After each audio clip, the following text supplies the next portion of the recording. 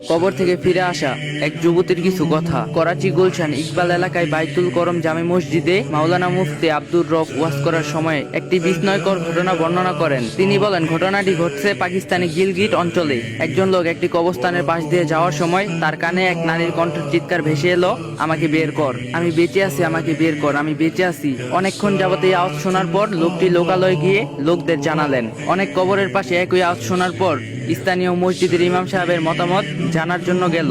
ইমাম সাহেব কবর খুঁড়ে মেয়েটিকে বের করার সিদ্ধান্ত জানালেন। কবরের উপর মাটি সরিয়ে একখানা তক্তা সরিয়ে দেখা গেল কবরের ভিতর বসা মেয়েটির উলঙ্গ, তার গায়ে কাফন নেই। মেয়েটি বলল, আমাদের বাড়ি গিয়ে আমার জন্য পোশাক নিয়ে এসো।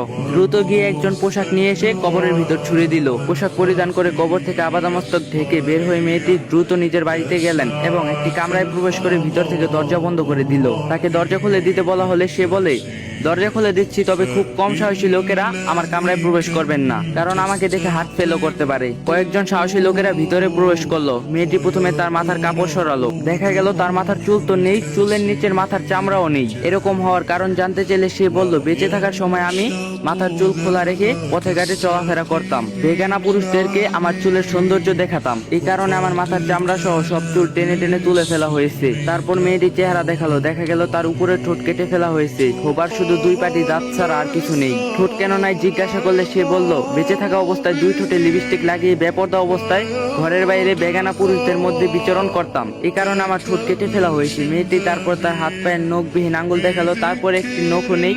নখ কেন নাই জিজ্ঞাসা করলে সে বলল, আমি হাত পায়ের আঙ্গুলে নীল পালিশ লাগাতাম, এই জন্য আমার হাত পায়ের নখগুলা তুলে ফেলা হয়েছে। মাথা, ঠোঁট এবং নখ দেখানোর পর মেয়েটি আর কোনো কথা বলল না, নিচু হয়ে ঢলে পড়লো। দেখা গেল তার প্রাণবিহীন দেহ পড়ে আছে। মেয়েটিকে পুনরায় তার কবরে দাফন করে দেয়া হলো। তো এটাই ছিল ঘটনা। আর গাইস, আপনাদের কাছে আমার একটা